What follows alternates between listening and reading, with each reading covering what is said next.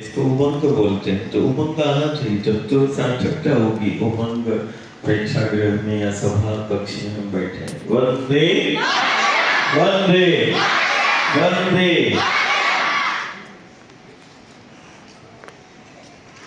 आज इसमें हमने देखा कि हम 8 वर्ष पहले ऐसा माँ के पद पर चिंतन करते थे कि हमारी इच्छा रहती थी कि गांव से लेके नगर से लेके इस देवधरा भारत का एक एक युवा, एक एक परिवार का सदस्य नदी पर संवाद करे।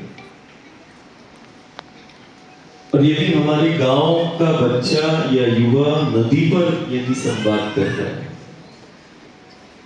और उसका हमने नाम दिया नदी को जानो, नदी नहीं तो सदी है, ऐसा हमने 8 वर्ष पहले ऐसे परिकल्पना। ऐसे हम वहाँ नागपुर में हमारा बैठना हुआ, तो ऐसा चिंतन जैसे आज हम सिंगरौली में कर रहे हैं, ऐसे ही कि नहीं हम चाहते हैं कि नहीं देश का एक एक युवा नदी पर संवाद करे, नदी को जानो। नदी को जानो का मतलब अपने जीवन को जानना है।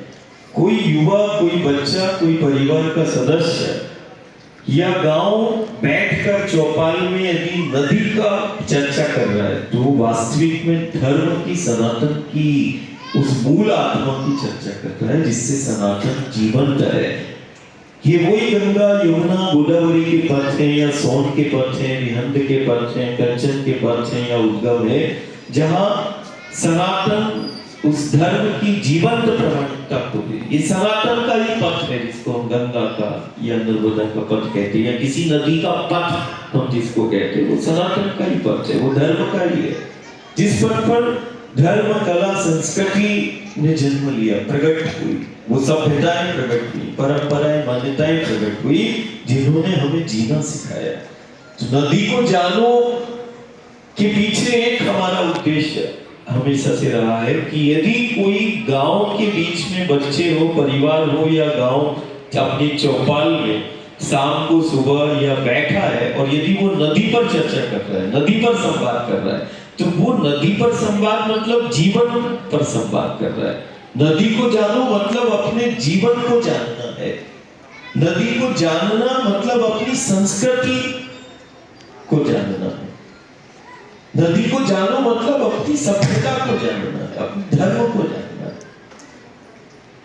तो नदी को जानो मतलब अपने जीवन को जानना है।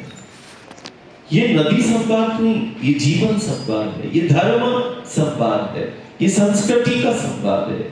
नदी संवाद मतलब एक प्रकृति का, एक मानव के बीच, मानव और प्रकृति के बीच का संवाद को हम नदी संवाद कह सकते हैं। इसको हमने नाम दे दिया नदी संवाद, लेकिन है वास्तविक में एक मानव का, एक जीव का प्रकृति से जो गहरा संबंध है और उस मानव और प्रकृति के बीच का जो संबंध है उसको हमने नाम दिया नदी संवाद।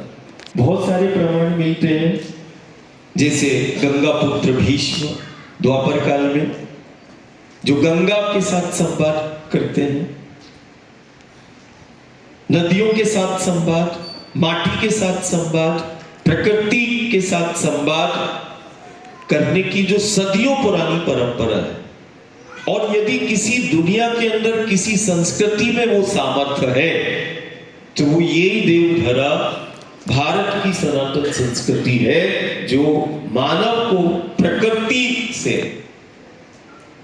मानव को इन नदियों से, जिसको दुनिया नदी कहती है, हमारे लिए तो हम बार बार कहते हैं हमारे लिए नदी नहीं, हमारे लिए वो शक्ति है, हमारे लिए वो नदी नहीं, हमारे लिए वो साक्षात भगवती है।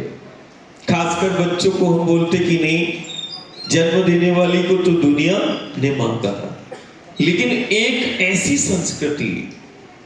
संस्कृति में हम जन्मे हैं और ये संस्कृति केवल विश्व के अंदर एकमात्र देवधरा इस भारत की है, जो आने वाले समय में भीषण संक्रमण और आपदाओं के दौर से जो विश्व समुदाय गुजर रहा है, यदि विश्व को सुरक्षित यदि कोई संस्कृति कर सकती है, यदि जीवन को सुरक्षित कोई संस्कृति कर सकती है, तो वो केवल ये भारतीय सनातन संस्कृति कर सकती है, जो माटी से, प्रकृति से जीवंत परिचय कराती है और उस पर केंद्रित जीवन जीना सिखाती है।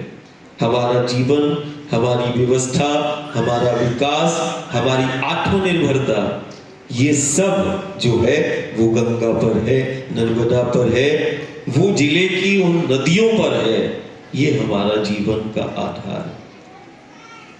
तो कहीं ना कहीं जब हम नदी का संवाद करते हैं या नदी को जानने का हम चिंतन करते हैं, मतलब वो नदी का जानो मतलब जीवन को जानना है। नदी को जानो मतलब अपनी संस्कृति को जानना है। जब हम अपनी संस्कृति को जानेंगे तो हम अपने को प्रकृति के समीप पाएंगे। कारण केवल एक ऐसी संस्कृति जो जन्म देने वाली को तो दुनिया ने मां कहा, लेकिन केवल एक हमारी संस्कृति है जो जीवन देने वाली को भी मां कहती है। पालन पोषण जो करती है उसको भी हम मां कहते हैं। और हमें अपनी संस्कृति पर गर्व है कि देखो हमारे लिए हमारा दर्शन देखो, सनातन का भारतीय दर्शन, सनातनी दर्शन जो है, हर एक चीज को हम जीवित मानते हैं, हम जीवित को पूजते हैं। और एक ऐसी संस्कृति जो जीवन देने वाली को मां कहती है, दुनिया के लिए वो नदी है, लेकिन हमारे लिए वो एक जीवित इकाई है, जीवंतता है जो करोड़ों को जीवन दे रही है। तो हमारे लिए वो कोई मृत नहीं है, जीवित है। हम जीवित को पूज रहे हैं और जीवन देने वाली को हम जन्म देने वाली से ज्यादा ऊंचा हम दर्जा मानते हैं। जीवन देने वाली वो नदी है, हम नदी को भी मां के रूप में हम पूजते हैं। हमारी संस्कृति है जो इस धरा को, इस माटी को भी मां कहते हैं। और माटी के एक एक कण में छिपी जीवंतता को वो गुरु और गोविंद ने जीकर दिखाया है। आज बच्चे भी, छोटे छोटे बच्चे भी हम देख रहे, तो उनको देख के हमें वो गोविंद का एक लीला याद आता है। क्या याद आता है कि माखन खाने वाला है ना, कृष्ण जी ने क्या खाया बेटा? माखन लीला किया करते थे, माखन चोरी किया करते थे, ठीक है ना। लेकिन वही माखन खाने वाला एक दिन यमुना के तट की मिट्टी को खाता है। देखो, गुरु और गोविंद के, परमात्मा ईश्वर के अवतार के